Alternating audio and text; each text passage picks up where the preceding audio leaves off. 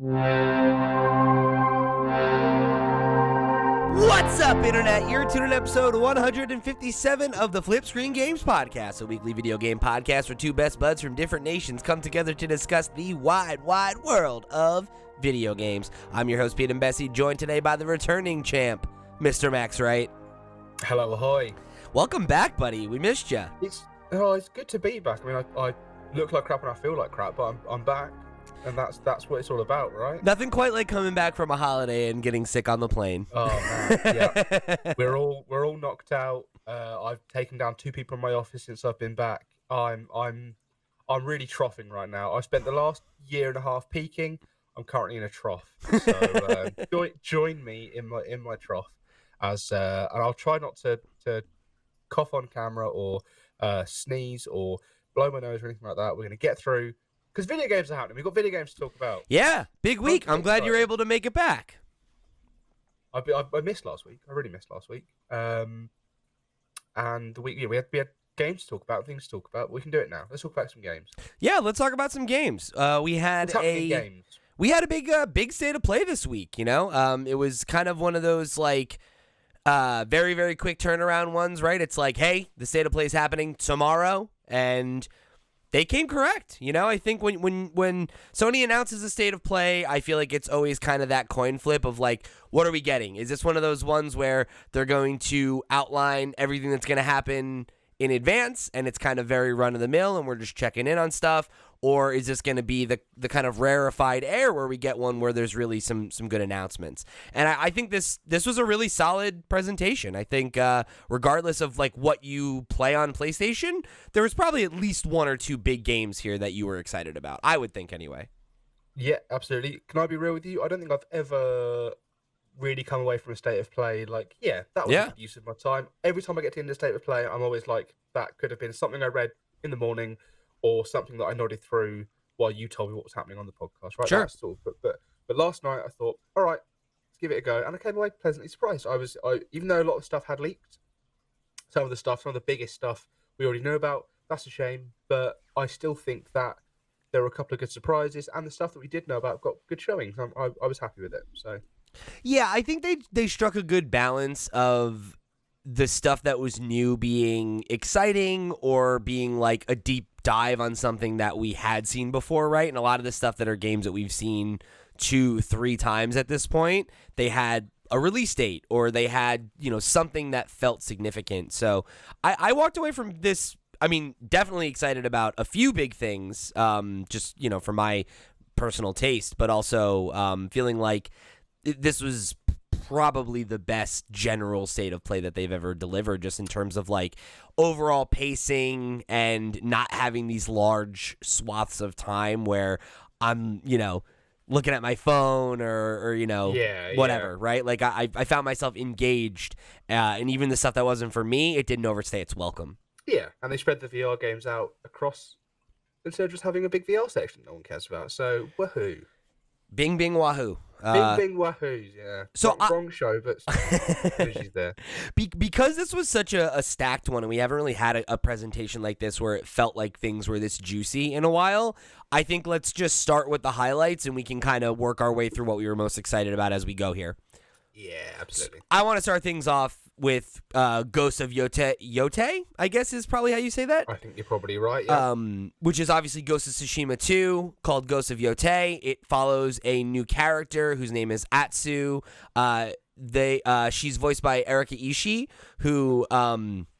if you're not familiar with Erika, I'm a fan of her work of their work as a comedian and some of the stuff they've done, like with like Dropout and Dimension 20 and stuff like that. But if you're somebody who is just been paying attention to big video game trailers the last couple months, they're one of the voices of the 4 different like player character voices in Dragon Age: The Veilguard. So having a really big fall for her as a voice actor, which is awesome. Yeah, it's always good to see people that sort of people love. It's nice to see like the standard video game. You know, you got your Ashley, whatever her name is, Ashley Birch. You're gonna have Ashley Birch. You know, the Troy Bakers, all that. It's nice to see sort of people starring in video games that people like for other reasons. It's not just like, oh, good, we're getting another one of these, And I think people, seems like a lot of fun. I'm not sure how much of that previous work is going to be relevant to what her character's going to be like in this, because I think we know from, Ghost of Tsushima was quite more of a, I don't know, not dour, but it was a lower mood. There's a drama to it, there are characters and moments of levity for sure, but this story overall is pretty, it's serious, right? I mean, there's an invading army that's taking over the countryside, and there's all the familial drama with Jin and his uncle and everything. I think that I am very interested in this decision, because I think when there was the original conversation around like what does a sequel to Ghost look like, there was another invasion by the Mongols on Tsushima like a few years later. So the idea that you could have just done another story with Jin, continuing his adventures or whatever, I think was definitely something you easily could have done. And I think it's one of those things that sounds like you're doing the same thing again. I'm glad they're doing something different, because I don't know about you, and I have spoken to a few of my friends who have played the game. I don't remember Jin being a particularly strong and memorable character that held up the game by himself. I feel like Tsushima was the character, the world was the character, Jin himself wasn't strong. He was quite stoic. He was doing his thing, and the Ghost as a legend was very cool. But I don't remember Jin as a character being the one driving it forward. So I'm not upset about losing Jin, especially if the Ghost element, the legend becoming a myth, or even his myth as the Ghost carrying forward into this new game. I'm glad that's the sort of direction they're going with, because what you don't want to do is end up with Ghost of Tsushima 2, but it's just Ghost of Tsushima again. Yeah, I totally agree. And I certainly don't have any negative feelings about Jin as a character, but I definitely feel like, to me, he feels that stoicism and that kind of very I don't want to say flatness of character, because I do think he's a character that has an interesting amount of depth in terms of the way that his personal relationships feed his character journey, right? The whole struggle he has as the Ghost and balancing, his samurai code against doing what's going to actually protect the people, and how that, leads to the breakdown of the relationship with his uncle, and, the betrayal from, his oldest friend, and all these other beats that I think he has a very satisfying journey, I think, as a character, whether or not he's a character that I'm oh, I love Jin, I need more Jin. I agree with you, where I kind of feel like we got his story and it was great, and it's it's a good origin story, and it's, as much as you could tell more stories with that character, I'm not sitting here itching for them. I'm with you that I think the mantle of the Ghost is more interesting to explore what that means in different contexts, in different political scenarios and things like that. And if you read the PlayStation blog post that they did about this, they talk a lot about basically everything that you were just saying that you wanted and what you thought was most interesting. They seem to agree, and which I think is pretty cool. So here's what they had to say. I pulled two paragraphs that I thought were particularly interesting. While we aren't diving into story specifics yet today, what we can reveal is that Atsu's journey takes place in 1603, more than 300 years after the events of Ghost of Tsushima. Our story is set in the lands surrounding Mount YOTEI, a towering peak in the heart of Ezo, an area of Japan known as Hokkaido in present day. In 1603, this area was outside the rule of Japan and filled with sprawling grasslands, snowy tundras, and unexpected dangers. It's a far cry from the organized samurai clans who lived in Tsushima, and it's the setting for an original story that we can't wait to tell. And then they talked a little bit too about how the fact that this is the first game that they're building from the ground up for PS5, and the fact that they've chosen this new environment allows them to kind of explore with some new gameplay stuff and some new mechanics and things that, like new weapons and things like that they tease that are things that make sense in this setting, whether that's because you're on a mountain or because it's 300 years later, I guess remains to be seen. But I do think that like that's yet another opportunity where like because you're removing us from, you know, Tsushima as a setting, but then also the time period, it's like you can kind of like just get a clean slate and tell this new story with this new character and like, you know, like really explore something that's going to feel fresh and new and like focus in on like the thematic things that worked so well about Tsushima rather than needing to feel like you're just kind of like doing that sequel thing of like, here it is, but bigger and better. Yes. Yeah. Sort of like what they did with Tears of the Kingdom, but you know, Ghost can't add a whole building element to it, I guess, because it's not a fantasy game necessarily. It's always fantasy, but it's not like a, you know, it's not.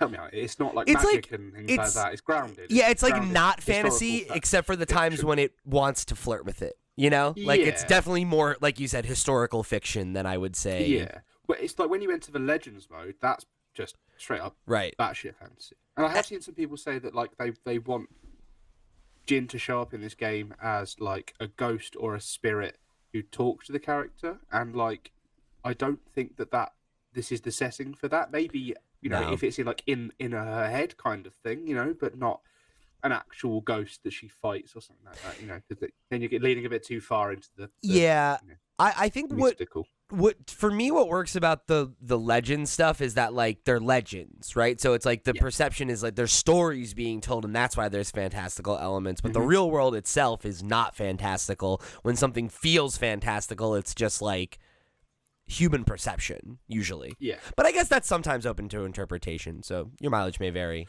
Also, I guess like you find a fox and a fox leads you to an item. That is in itself very classic, like fairy tale stuff. But it's also within the realms of like you just happen to follow the fox. You know, it's believable. You can suspend your disbelief. Exactly. Yeah. It doesn't feel like, you know, it's not the same as like literally having a character that is like a spirit, you know?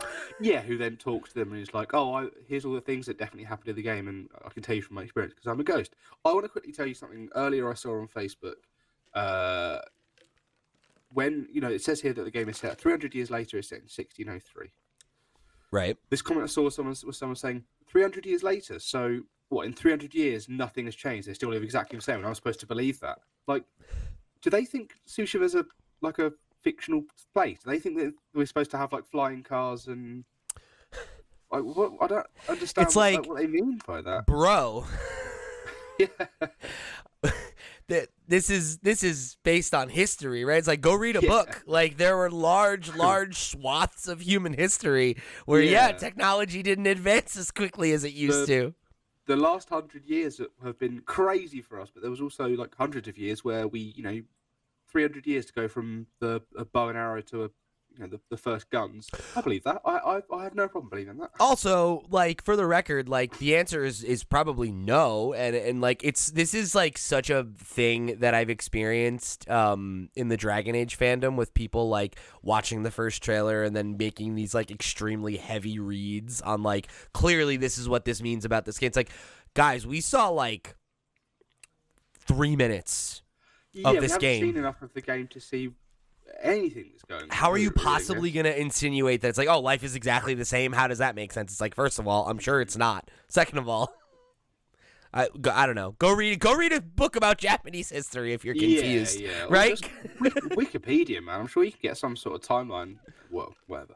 I like the look of this. I'm interested in this. I like the first one. I hope that they can sort of fix some of the ignoring issues I had with the first game, which is that it felt wider than it did deep, where there's a lot to do, but a lot of those things are the same thing 50 times instead of like, you know, and it doesn't meaningfully evolve. It's sort of the similar issue I have with sort of Spider-Man or other sort of big open world games where there's, you know, lots of boxes to tick, where it's like, oh, this is very cool, the idea of finding a fox or doing a haiku or, you know, following a natural, you know, the game naturally pushing you in something and you discovering something great, but that only works the first 5 or 6, 10 times, let's say, before it's like, okay, I know what's coming now. Like, give me more unique things like that. You know, even if you have to make the game smaller, because I'm sure I've said this on the show before, that when I got to the end of the first act into the end of the first island and entered the second area and was like, it's bigger.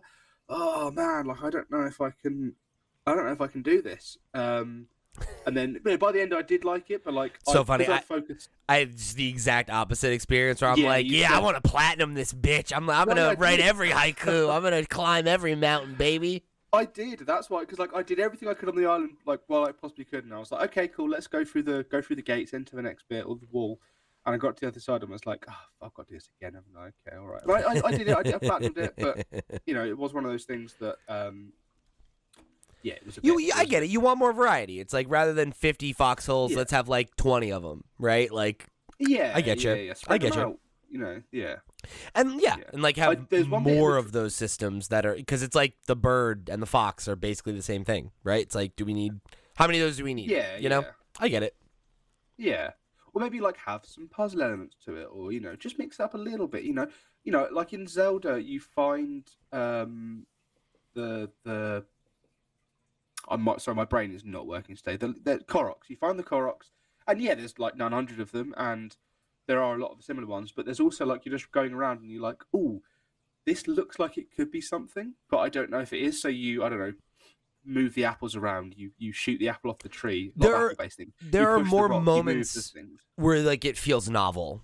Where it's like, okay, like, cool. This was one of the things I was looking for, rather than like, there's no doubt that I'm gonna come here and there'll be a fox and I'll chase it. And I get you. It's not just following something on the map. It's like, like a genuine moment of like, I wonder if, and like, not that I'm saying this needs to be Zelda. I'm just saying like, if you're gonna have a big open world and the world's gonna push you around in a natural way, let's just like do more with it. Yeah, I think that makes sense. I think particularly with how good the game is at funneling you organically. I don't know that that there's been a AAA game that I've enjoyed that element of it more, like the wind mechanic and everything, about how you can kind of like gently like get a clue towards something, and it's not always your main objective. It's like it can just be like, I don't have anything on the map. What's a point of interest that I can come across? Yeah. I would just love to see them layer in more things like that, more moments that feel unique and like special like that. Ghost already does such a good job of pointing you around, moving you around without needing a map or a compass, something like that. Like it was its key feature for me, was being able to get around without just rotating until the icon's in the middle of the compass and then walking in that direction. It's why I liked Zelda so much. It's in a way sort of what I liked about Elden Ring, but Elden Ring did have compass. It did have like things pointing you in the right direction, but Ghost did it in such a way where like it's so natural. The wind pushes you, and you want to get on your horse and go and do stuff. I think exploring the world feels very naturalistic, and absolutely. I really do appreciate that, and I'm excited to see them kind of. One of the things they called out was like with the PS5 is that they have like these. They say, we're excited to build on the visual foundation by making the world feel more real. We have massive sightlines that let you look far across the environment. And I think like something like that is really exciting. The idea of being like, you're up on this peak and you can just see something super far off in the distance. And it's like, great, like organically go to there and see what happens between now and then. Like that is the stuff I'm excited to see them iterate on. Yes. That was the sort of Breath of the Wild thing, wasn't it? That's why you climb towers, you glide down, because you can see things, you can make points. That's very, very clever. Definitely. Yeah, interesting to see. But yeah, I mean, I loved everything we saw. Folks know how much I'm a fan of the first game. I'm definitely excited to get my hands on a sequel. I assumed that it would be a couple more years before we saw one, so I'm pretty pleased to see it this quickly. 2025 is what we're hearing, so fingers crossed. Yeah. Definitely my most anticipated game after Dragon Age now. Yeah, it was a good ending to the. I wasn't expecting it. I wasn't expecting one more thing. I was expecting it to end on the PS5 Pro stuff for some reason, or they would announce. I don't know what I was expecting, but I wasn't expecting this at all. So, I definitely wasn't expecting like a big reveal like this, where it's like, oh, we have one more thing, and it's actually like a big first-party PlayStation game, because it feels like those announcements have just been so few and far between, And I think, I don't know, I guess there was this thought in me that like maybe we're just holding these cards closer to our chest until the games are closer, until next year, until yada yada yada, but. Yeah, I was super pleased to get a peek at this. This is a thing I've been like every one of these events, right? Like I've kind of had that thought of like, this was okay, but it would have been great if it ended on something like a Ghost of Tsushima 2. So to actually do that, it's like awesome, great, we love that. So we also got a couple other big like PlayStation, specific headlines that I think are worth just touching on quickly. Horizon Zero Dawn remaster that's a rumor that's been circling around for like months now. We finally got confirmation that is real and that it's coming on October 31st. If you have the PS4, sorry, don't. Hey, go now. You're Sorry. good. You're good. Max was adjusting some of the notes to add context, but I had it somewhere else. It's all good. Okay, good. So if you own the game on PS4 or you already purchased it on PC, you'll be able to kind of go through that standard PlayStation upgrade path where you'll pay $10 and then you can get all the new bells and whistles. I think this is the first time they've done that on PC. Correct me if I'm wrong. So I'm pretty sure Death Stranding had a definitive edition, and you could buy an upgrade for that. Okay. But as far as I know, most of the time, unless one of the Skyrims you had to buy again, but I'm pretty adamant that most of the time when they do a HD version or something like that, generally you get it for free on PC. Like I will every now and again I'll hop on my PC and I'll be like, this is obviously going back years. I've got all the BioShock remasters. I free. I remember that. Yeah. Yeah. Right. I've got like different versions of Skyrim, like previous games. I don't know. I don't know. I don't know if you're going to continue doing this. I think precedents are being set here by Sony, with Death Stranding, and with this, and also just like because we're getting more console to console, console generation upgrades and patches than we have done in previous years. Previous generations. I think we might see more of this. I was half expecting it to be free for PC players, mostly because, and I don't want to sound like a Master Race guy here, but I feel like the PC version in itself is somewhat of a remaster. You can have unlocked frames, you can have, higher resolutions, like better textures, all this sort of stuff. So in my head I was like, if you own the PS4 version, you can upgrade to this new PS5 remaster, or you can go and buy the PS5 remastered disc. I didn't realize what they would do on PC is just straight up sell you the PS5 remaster, the new remaster as a different game. But that seems to be what the case is here. So I don't know how I feel about it. Like, it makes sense. It does make sense. They have obviously worked on it. It's more than just a standard resolution boost, frame rate boost, blah blah blah. It is like they've made the game look more like Forbidden West. They've tried to make it visually more impressive. There's a couple other things specifically that are like definitely the kind of thing that I think it does make sense to when you think about like the work that went into it. Like there's it says 10 hours of re-recorded dialogue with visual enhancements. Like they re-recorded some stuff in the new like dialogue. I don't even know what to call it. Like I guess the tech system that they have for recording and doing facial animation and everything with dialogue. So there's some of that stuff that's been redone. The Frozen Wilds DLC will be packed in, so that's also if you didn't buy that DLC, it's a $10 upgrade and you're getting the DLC for less than I think it cost when it was new. There's going to be support for ultra wide and some of the like performance enhancing stuff like DLSS on PC. So there are some significant upgrades there for sure, but I do think that PC players are probably going to just broadly feel like it's just something they shouldn't have to pay for, Yeah, but and also like are they gonna, if they don't already own the game, are they gonna look at that and go, okay, yeah, I'll wait for that, where are the enhancements gonna be worth it when you can right now pick up the game on CD keys for £7.79? I'd rather do that than buy this new expensive one because they're likely going to take it off of Steam, right? I mean, if you did it that way, though, right, then you're getting it for $27 because you could buy the old version, or no, $17. You could buy the old version and then upgrade it. Yeah, I think that's probably the way to go.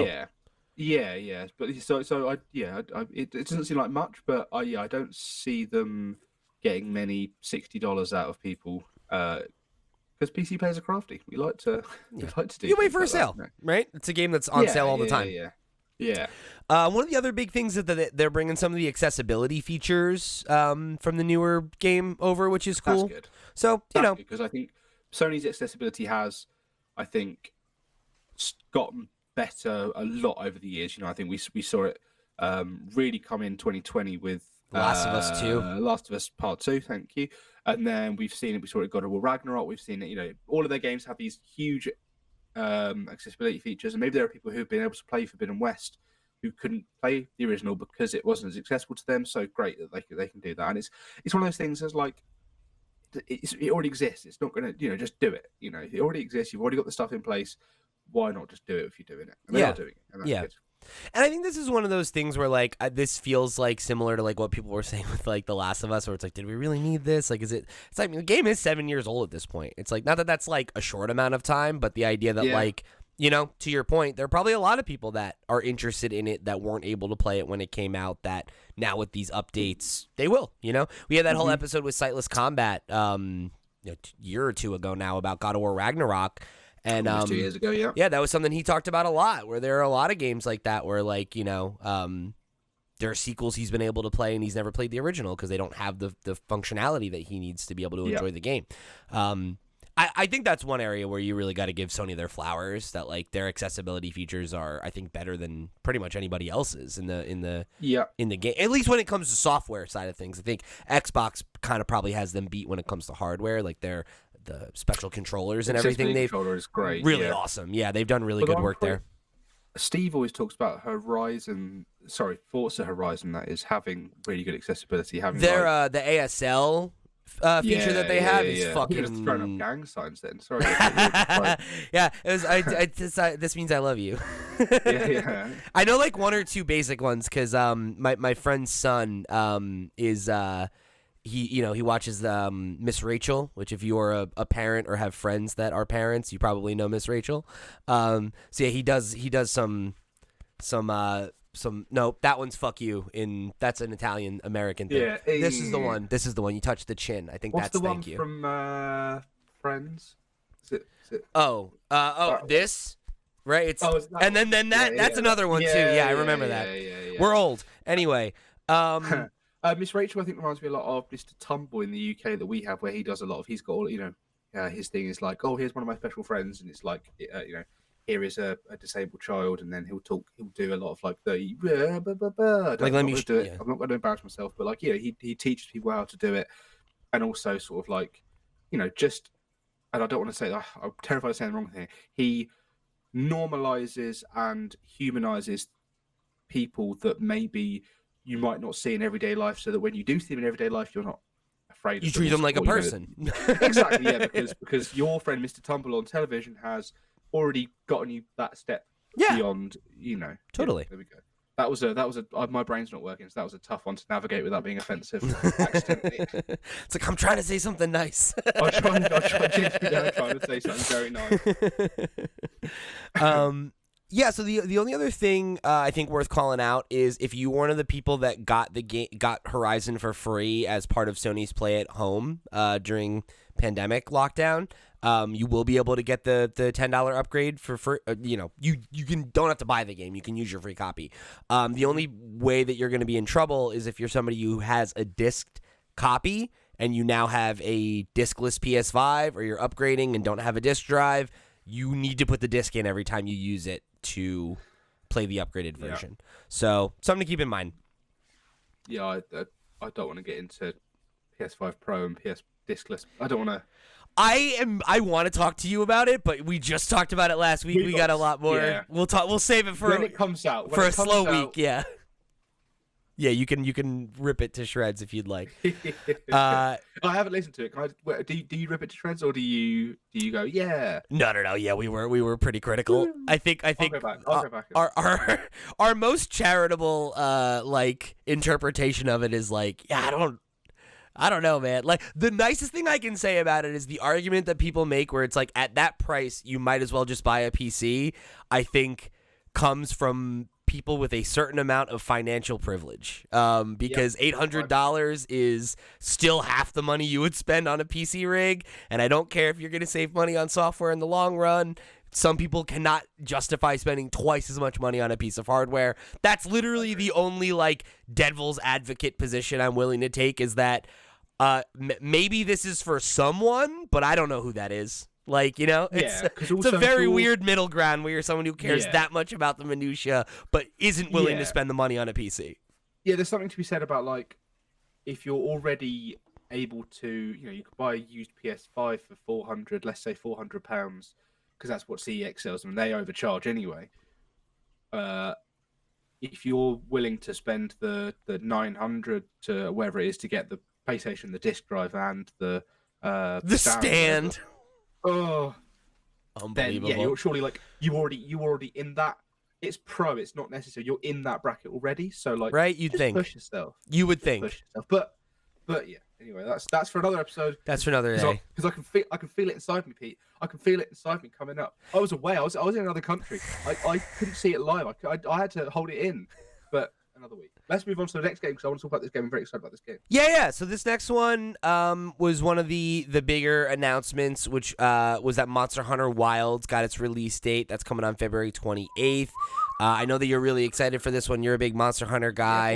Yeah, boy. This was another very like story-centric trailer. Lots of like context about what's going on and what the kind of main conceit of the narrative is going to be, which I thought is interesting. It definitely seems like a way bigger focus on story than we've seen in the past. Yes, I know that's something you've said seems tailored to the PlayStation audience. Yes, but goddamn, we've seen so much story at this point. I feel like it must be very story driven, right? We're getting into the point now where we've seen enough of the main gameplay. We had like 2 weeks of like, here's every day, here's a new weapon, like how the weapons work. We've seen enough of the core gameplay now that I'm not worried about that anymore, and we've seen enough of the story now that I'm like, all right, maybe there is actually more of a narrative to it. I do still think that they are focusing on that for this audience, and that if it was like I think at TGS they're going to do a lot more gameplay stuff. They're not going to focus on the story very much, and I think it's fine to have both, but it does seem like there's a lot of single player stuff going on, and I think that's good because I do think there are people who avoid Monster Hunter because it's like, oh, well, I don't have people to play with and I don't want to play with strangers. And in previous games, you know, the single player stuff has been, you want to get in with other people, you want to do things with other people, you want to, you know, you want to do stuff. Whereas if this can give you more of a story, and I think World did a good job of that. I think Rise didn't do as good a job of that. But yeah, I think this looks really good. I think the world itself, because it's a big departure, you know, it's gone from every room is isolated with loading screens, and then in World and Rise it was every area is one large area, to now this is like the world is areas, and the areas seem to be dynamic, and like an area can flood and it goes from being like a jungle to a flooded forest, or you know, whatever, like maybe different monsters. There's water monsters, the new monsters that showed off. One of them's got like 4 big old flappy things, not wings, but they're like ears or whatever. The new designs were pretty cool. Oh yeah, the new monsters look sick. The not legendary. What's the box? I keep wanting to say box legendary, but it's not the box legendary. The flagship monster looks really cool. It looks like this big sort of like. It's nice that it's not another dragon. There's a chicken dinosaur that looks great, like a dinosaur that's got like big fluffy chicken bits. Love that. It just looks like a lot of fun. I'm really excited to dive back into this. I was disappointed slightly there wasn't a demo announcement, because that's what I was really expecting. I was like, cool, get us in the demo. But if it's coming out in February, you know, we might get it in a couple of months. Maybe they announced that at TGS. Yeah, maybe. Yeah, or it could come in January time. But yeah, really, really hyped for this. I am tempted to boot up either World or Rise and save it, a bit of a play and get back into it. But yeah, I want to save it, and I also have far too much stuff to play. So yeah, definitely. Especially in the next couple of weeks, right? Like this is like all the games that are coming out this year come out in like the next 3 months. Well, and the last like 2 weeks while I've been away, we've had like 3 games come out, and you know, luckily I've been able to sort of, I was supposed to play one for review. I'm currently playing another one for review that's already out. I can say Space Marine 2. I'm playing Space Marine 2 at the moment for a review, and Then we had Astrobot. Zelda's out tomorrow. It's all cascading. The cascade is happening after sort of sitting around a bit and being like, oh, I'll just play some old stuff. Now I'm like, wish they could have split this up a bit. Yeah, I do wish a couple of the games that were coming out in the next few weeks came out earlier this year. Yes. It was nice to have space. I've definitely enjoyed the slower pace of releases the last couple years. Yes. Which, I mean, is obviously not the best thing for the industry, but I think for our ability to, like, play all the games that you're interested in, it's certainly better, and it's been nice to have the ability to go back and play, like, old games or games that I missed and things like that. But, yeah, definitely these next couple of weeks, I feel like there's going to be a lot of big games that get lost in the shuffle, which is unfortunate. But you did just mention before Astrobot. Did you get a chance to start that one up yet? I haven't even ordered it yet. But, okay, you got to get it. I've had too much to do. I really do. You got to play it. I won't spoil anything aside from just saying that it's excellent, and I know Steve was supposed to start it this week as well. I really want to do an episode about it in the next couple of weeks. So this is going to be my PS5 swan song. This PS5 anyway. I'm playing this game, finishing it, and the PS5 is moving over to my brother. He's going to buy it off me for what I think is a very good price, but he's gonna have that. Yeah, so you can buy a PS5 Pro, right? Oh, yeah, sure. Exactly. Yeah, why not? Cool. No, I think Astrobot will be it for me, and then I'll just sort of like, unless something happens where I have to get another PS5, that for me is like, I'll just wait for now. But Fair enough. that's like, it's good that it's a celebration of PlayStation because that's it for me for now anyway. So speaking of Astrobot, there's some DLC that's coming out in the fall. Of 2020. Well, okay, now it says fall 2024, but I also see a thing that says 2025. So now I'm not sure which one it is, but I think it's 2024. I'm imagining. I think it's in the yeah, and this is a typo. Wait a year. Yeah, that would be crazy. But anyway, we're getting 5 online speedrun levels and then a set of 10 new bots to rescue. If you played Astrobot's Playroom, you'll remember that the speedrun scene there was pretty popular and was definitely a thing that a lot of people. I had a great time with that. Yeah, so it's really cool. I'm glad to see that get added, and anything they can do to bring more content to that game is a plus in my book because it's just such a good time. I'm really enjoying it. I've been like savoring it. I was talking about it with Ken last night, and I've been doing a thing where I'm only playing like 1 or 2 new levels a night now, and then when I'm done with that, I just go back and like get collectibles from that I've missed from other levels because I want it to last a little bit longer. But yeah, I probably only have a couple, maybe another night or so with it before I'm done, unfortunately. But I'm having a great time with it. I think I've got. Things are beautiful because they end, man. Yeah, you're right, exactly, and yeah, that's the beauty of a game that's this length, right? Is like that 20 hours where you're like, wow, it was perfect the entire time, right? It didn't waste a minute. All right, so let's jump into some of the other stuff that got announced. There was a good number of other things that we'll spend a little bit less time on. Yeah, let's blitz through these because I've just noticed we've been talking for 40 minutes about the headlines. The big stuff. Yeah, but that's big stuff. That's fine. That's where we wanted to focus our energy.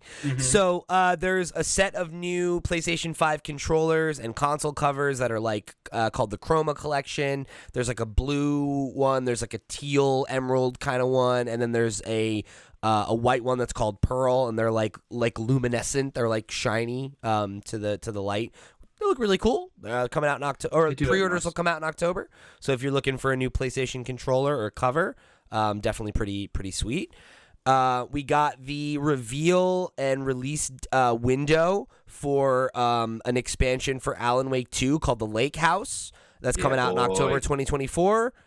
This looks big. I'm excited. This is one of those ones where I'm like, oh, I need to make room for this. So I know you loved the game when it came out last year, so that was a really cool one. Great get for this kind of event, right? Yeah. It sounds like it's a big continues the Control crossover, which is very exciting as well. Yeah, and even as somebody that like hasn't played both of them, I actually picked that up, which I thought was cool. Just as somebody like on the periphery, where she, I guess it's the protagonist from Control talking, or I thought so, where she's like talking about, oh, like they set up this base in the and I was like, oh, that's the base from Control. Okay, that's cool. Yeah. I can't work out if it's her or if it's the protagonist of Alan Wake 2, whose name I cannot remember for the life of me. The police officer, though, right? Yeah. Cannot remember her name, but I can't work out if it's who it is. Either way, but we'll find out. We'll find out. When very I play cool. it. Very cool. Yeah. And yeah, I think that to me was like just like a theme of this state of play, of even the stuff that's like multi-plat. It was just like they were just good announcements, right? Like it's like that's a really cool reveal. And again, it was short, right? It was like if you're an Alan Wake person, you got a lot out of it, and if you weren't, you're like, cool, one of the games of the year, getting some DLC, great, right? Yeah, awesome. Dynasty Warriors Origins is coming in January 2025. This was a pretty big trailer. It's coming out on January 17th. Showed off a lot of the tech, and you know, it's more Dynasty Warriors. If you're a Dynasty Warriors person, it's bigger, it's badder.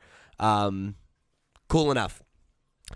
So then next up, we're jumping around a little bit here. We're gonna touch on pretty much everything though.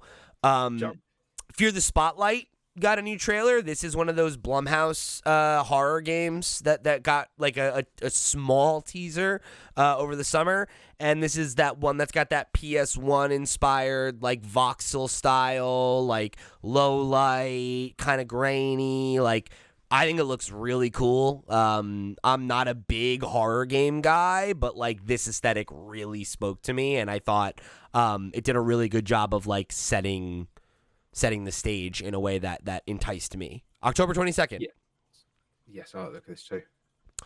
Towers of Aghaspa. I forget how they said it. Aghaspa? Aghaspa, we'll say. That's fine. Yeah, why not? So this is a like farming sim kind of experience where it's like you're on this island and there's like monsters that you can connect with, and there's biomes, and you're building up a town, and it's just a lot of those things that you expect in this kind of game, but it's in like a third person, like more like 3D style, a little bit more swung out camera. And I recognize this now. Yeah. The thing from your description there, I was like, this sounds truly awful. But now I remember what game you're talking about. The thing I thought was interesting about this was that it's coming to early access. Which is something you don't really see on PlayStation very often. No. So it's not something you often see on console. I'm pretty sure it's like Power World, or I think a lot of the like grounding and stuff like that on Xbox. Like Xbox has done it, right? But like, again, it's certainly not like you see on PC. But yeah, I thought that was. I just thought that was interesting. You know, not necessarily a game that I'm like super jazzed about, but interesting to see them kind of flirting with that a little bit. We got a release date for Lego Horizon Adventures coming November 14th. Pre-orders will start on October 3rd. This is, just more showing off what the game is and that there's this kind of like core, I guess, mechanic of like building out a base at the like mother's embrace, I think is what it's called, which is like where Aloy's originally from. Kind of a weird thing to have you do in that game, considering the whole thing is about her leaving and never coming back, but whatever, that's cool. That game will be fun, I'm sure. Most of the Lego games are. So then this was an interesting one. There's a DLC coming for Sonic X Shadows Generations, and Keanu Reeves is gonna voice Shadow in it, and we'll have like a voice pack. It's like movie. It's like dialogue from the movie recontextualized. Yeah, well, so I think it's like I don't know if it's. I think what it is it's like DLC where the bits of the DLC are like from the movie or related to the movie, and then they've got Keanu Reeves, because I don't know if the voice where he's like, oh, I'm in a new place or whatever like that. I don't know. It seems like they're doing like just movie tie-in DLC stuff that's separate from the main game. That's what I'm looking at. Yeah. I couldn't tell if it was new. Yeah, I don't know. I guess whatever. It's interesting. It's a cute interaction, I guess, right? Everybody loves Keanu Reeves, so it makes sense that they wanted to cash in on that. Fair enough. Okay. Fantasia Neo Dimension is coming on December 5th, excuse me. This is that game. We saw this at a previous event over the summer, and this is that game that's from the some of the Final Fantasy creators, and it's got that mechanic where like you can like skip a battle and like basically like pocket it, and then you can like do all the battles at once and fight these like big groups of enemies, and you like there's this mechanic where you like curve attacks, and like the trajectory of an attack will like hit a larger group of enemies if you pocket a bunch of battles, and it seems really interesting. It's a fun conceit for a central mechanic for a turn-based game. the music sounded really good, unsurprisingly. It's I'm forgetting his name right now, but one of the longtime Final Fantasy composers. Yeah, I mean, this is one I'm interested in for sure, right? This is up my alley. I'm sure this will be one worth checking out. So then I'm going to group the PSVR 2 stuff together so we can get past it. Metro Awakening VR is coming out on November 7th. It's a VR game set in the Metro universe. That's pretty much it. And then Hitman 3 VR Reloaded is coming in December, and this is, it's a bunch of the content from Hitman 3 in VR. Cool idea. I could see that being fun. This seems like Steve's thing. Yeah. He just doesn't, but it's just in VR, so it's not. Yeah. I don't know. I guess he does still have his, if it's on Oculus 2 or whatever. No, that's not what it's called anymore, right? What do they call it now? Is it? I can't remember. World of... No. Meta. That's what the Quest. The Quest. I'm calling it the Oculus 2. It's the Quest 2. Yeah, sorry. Yeah, the Quest 2. Yeah. I'm showing. Yeah, whatever. So we'll see. Maybe he'll be able to check it out then. But I did think it was. I had a moment where I was like, wow, 3 whole games that play in PSVR. Like, look at that. Look at you guys. Nothing first party though. Yeah, big shock. So then Legacy of Kain, Soul Reaver 1 and 2 Remastered is coming in December. I thought this was great. You literally were just talking a couple episodes ago about wanting to replay these, right? Yeah, well, so I did replay them 2 years ago when I first got the Steam Deck. I replayed them both. And I played like the 4 core ones leading up to the 5th one, and then never played the 5th one, which is the entire reason I played the first 4 that I'd already played. Anyway, this is cool. I was hoping they'd fix the controls. It does seem that they've said they will be fixing the controls because it is a bit janky. I don't know. I think a lot of people are going to play this and be a bit disappointed by the block puzzles and stuff. There's some cut content stuff that corners they've had to cut to get the game out originally.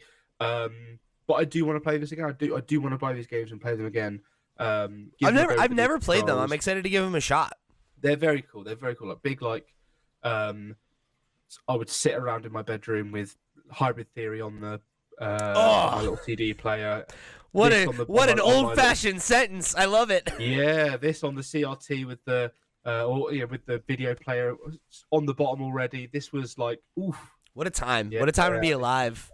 Sat on my Watford FC bed sheets. That was great. That was it.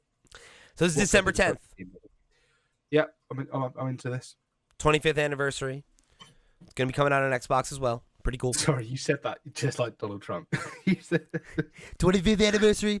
Pretty good. The way you said that. You play it on Xbox. It's gonna be. It's coming to Twitch as well, I think. Actually, it's gonna be great. All right, yeah. You need to listen back to that at some point.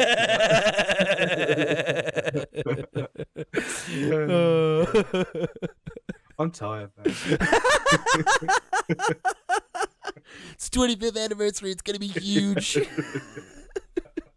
All right, another bit of DLC. There is some DLC for Teenage Mutant Ninja Turtles: Shredder's Revenge. There's the Radical Reptiles DLC, which adds 2 more characters, and then there's a fully remixed version of the soundtrack with like a bunch of really notable like chiptune composers and stuff. Just very cool. Cool. Yeah. That's a fun update. Why not? Yeah, I think this is exactly what people wanted from a TMNT game. Yeah, it's really good. It's a fun game. Give me Turtles in Time, but better, and they've smashed it. And then the Power Rangers one also looks wicked. I'm very keen on that as well. Yeah. It's a really, really good release on that one. I was very pleased with that entry. Mm-hmm.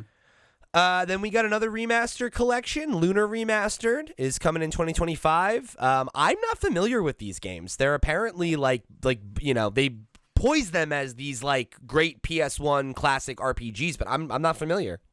Never heard of it, and it wasn't until on Twitter I saw Xeon and John talking about it excitedly. I was like, "Oh, this wasn't like a made-up game. Like this was real." We're probably just a little young for it, honestly. Maybe, yeah. I mean, I'd also just, PS1 pixel art games on PS1. I think were notoriously more niche than because 3D was the big thing, right? 3D. So yeah, I can see them being more niche releases. I did get confused when it said updated graphics, and I was like, this just looks like how it probably would have looked before. So I don't know what they mean, but They did say that yeah. it has like widescreen support and stuff, but yeah, other than that, it did look pretty similar to me. But hey, pretty cool. Yeah, looks cool. Then we got Arc Age Chronicles, which is I think it's a Souls-like. It looks like a Souls-like. I thought this looked really cool. It was a pretty good story trailer. The combat looks fun.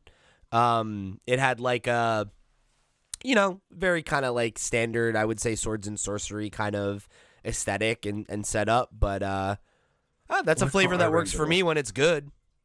Why can't I remember this? Oh, yeah, I remember this. Yeah, this does look fun. The combat looks pretty tight. It does look pretty tight. Yeah, it does. Like, the visuals look... No, I liked the look of just a big dude with his big... was it an axe he had or a hammer? One of the two. Yeah. Yeah, it looked kind of cool. Yeah. It was one of those ones where, like, when you have big characters and they're, like, swinging big weapons, like, I feel like sometimes they can feel really, like, weightless. And it felt very, like... visceral in that way. Yeah, like in Monster Hunter sometimes when you can have like your dude's got the biggest sword in the world, whereas in like Elden Ring you're like there's God of War when he's really throwing that. There's like a sponginess to it in Monster Hunter that like in something like Elden Ring it's like, nah, if you want this big sword, like you're gonna swing it like a boat, like it's it's you're gonna roll around like a big fat heavy monster. Yeah, like you're gonna feel that momentum a little bit more. Yeah, which I thought looked pretty good. We'll see. It seems interesting. I thought it showed well. So then this was funny. Pal World is out on PS5 today, and we actually just did an entire episode over on Nintendo Noise this week, all about Nintendo and the Pokemon Company bringing a lawsuit against Pal World. So it was pretty funny to have like everyone talking about the lawsuit, and then it's like we're out on PlayStation. It's like, okay, well, yeah, you'd think they would. You think they would maybe like go, well, let's take this out and just announce it more quietly. Like if you're in the middle of a lawsuit or the beginning of a lawsuit, then just be like, hey, buy our game. It does seem a bit. Yeah, and like it's it's one of those things. I'm sure this was put in this weeks before the lawsuit was. Whatever. But it's funny to me. Yes, I agree with you. So then we got a look at Hell Is Us, which it's another horror game that has kind of like a Soulsy, maybe like I would say I couldn't tell if it was more a Souls-like or if it was more like a Devil May Cry kind of like action slash hack and slash game. Soulsy to me because it felt like weightier. I'll be honest, this is the trailer of the show for me. Okay. This really did it for me. This like. The sort of like the mix of technology, but also a little bit of horror and a little bit of like the guys have the big holes in their faces, but he's got like a sword, but he's also got the drone, and you can use the drones to attacks. It looks a little bit like they've got some of the Surge, but also like post-apocalyptic. I don't know. It's got a load of different elements that are very interesting. You know what this kind of reminded me of, and like this is a bit of a read, but I'm interested if this plays for you at all. It kind of was reminding me a little bit aesthetically of something like Samurai Jack. Where it's like, it feels like there's these moments of like futuristic technology, but like it's like post that that society has fallen, so now people are using swords, and it's like post-apocalypse, but in kind of like a technically advanced world. But then like there's also this supernatural element as well, of course. Yeah, I guess sort of like Horizon then, where like robots took over, so everyone went back to being cavemen or whatever the story for Horizon is. But it seems like as your character remembers society falling, right? Yes. Like you're like the little girl giving the voiceover, as I'm imagining our central character now as an adult, right? And this is her. She's saying like, these like bad people came and they took my dad away, and then I couldn't go outside, and the whole country was sick, and blah. It's interesting. Like it has like a little bit of zombie apocalypse, a little bit of Fallout Horizon-esque Yeah. bones of an old society. Very There's interesting. aliens. There's a little bit of Death Stranding in there. It's just got. Yeah. It seems like a really interesting. And it's world, like, are they I'm- aliens? Are they demons? Because she said that monsters, they don't live under the bed, they live inside us. It's like, Yeah. I don't know. It's There's like statues of them, so are they always here? There's a lot of questions. I thought they were interesting. Like I found myself being like, yeah, cool. Like this seems like a world that I would be interested in unraveling. Yeah. It's got sort of like a Remedy feel to it, like Control. Like I said, a little bit of Death Stranding. It just a little bit of like Lies of P as well, with like the different sort of types of weapons. Maybe. I'm just really into this, and is this something that was announced yesterday, or did it already exist? Because it's the first I ever heard of it. But it said so in the article that I'm referencing, it says the new trailer for it. So I'm imagining that it had been revealed in the past, but I don't remember seeing it either. No, me neither. And I feel like I'm glad that I watched the thing, because I would have just skipped by this and not know it existed. But yeah, this is wicked. Really wicked. Who's making it? Nacon. Rogue Factor. What have they made? More Time. Okay, that's a pretty good game. People like More Time. Very cool. I thought this looked interesting. I think it showed really well, at the very least. Yes. The last new thing we're going to talk about here is the Midnight Walk, which is from the team that worked on Lost in Random. It's got a claymation kind of look to it, very like, Coraline, Tim Burton, Hot Topic-y kind of flavor, affectionately. Yeah. And a little Nightmares-y as well. Yeah, I actually did think it was Little Nightmares at first, and then it was like, okay, no, this is something. This is one that you can play in VR, but it's also on PS5, which is good because that means people might actually play it. Yes, good art style. Yeah. I thought it had a good vision, good look to it. Mm-hmm. I did find myself tuning out when I thought it was a VR game, and then they're like, "Oh, you can play it on PS5," and I was like, okay, good." Yeah. If it's all actually made out of clay, that's very clever. Yeah, that was something I thought was interesting about the I forget the name of it now, but was it Fantasia Neo Dimension? They said that like all the backgrounds were like actually handmade dioramas, which is fucking awesome. I didn't realize that until I saw it on Twitter, and I've got a friend who's like big into making models and stuff for D&D, and I was showing him it in action. He was like, "That's really clever." That like, yeah, you make the model, and then the characters, the little sprites run through it. Very clever. Very old school too, right? Because like you think about like the Final Fantasy games on the PS1, and they had like Final Fantasy 7 is what sticks out. They have these very like hand painted backgrounds, and it's like you kind of feel like you're going through pieces of art, which is cool. It's a very creative way to do that. Reminds me a bit of in cartoons, like old cartoons, Scooby-Doo or whatever, where they like recycle background. Well, no, not necessarily that, but like you could tell when an element of the background was going to move or be used or something, because it would have a slightly different art style, Yeah, definitely. So then the last thing I wanted to just touch on real briefly was there was also a deep dive on Dragon Age's combat, and they showed off a boss fight, at some point in the game where they were like fighting dragons and stuff. And I just was really pleased to see it. There's been a lot of kind of like, debate on what the combat looks like, and is it simplified, is it not, is it this, is it that, and to me it looked a lot like the moment-to-moment gameplay of Mass Effect, which I think was always good, and I think it's probably the right direction for the franchise in terms of... A friend of mine said the exact same thing. Just trying to make it something that is not too obtuse if you're somebody that doesn't have a background in CRPGs, and I think like if you're somebody that played on console, they never played like CRPGs, right? Like, so this to me feels like probably a good compromise between the very console-centric approach of Dragon Age 2 and the more PC-driven approach of Origins. So, yeah, I thought this looked really good. I'm excited. Obviously, it's a game I'm super excited for. It's a month away now, and it's going to be all I can talk about at the end of the year. So I will leave it at that. I was I was impressed by how this showed. I liked the look of the. I can get there. I like the look of the combat. I like the look of it bringing up the menu sort of thing. It looks cool. It looks interesting. Yeah, I can't wait to get my hands on it. So that's it for the state of play. I think we said it at the top. I think this was a really good presentation. I think this was one of, if not the strongest state of plays, at least the general interest ones that they've had to offer. And I walked away from this with a lot to look forward to. I'm very pleased. Yeah, I was pleasantly surprised. You know, I usually go into these things, like I said at the start, expecting to not enjoy it. I just happened to be awake, and I was also hoping a little bit for Bloodborne, as I always do. Sure.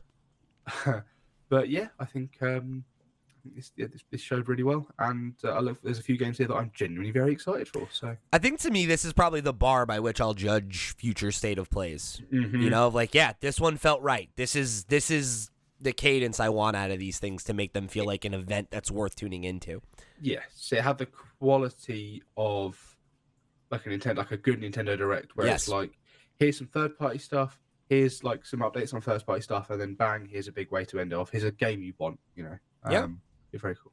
Yeah, really good showing. Good showing from PlayStation after, couple unforced errors recently. It's nice to see them get something right.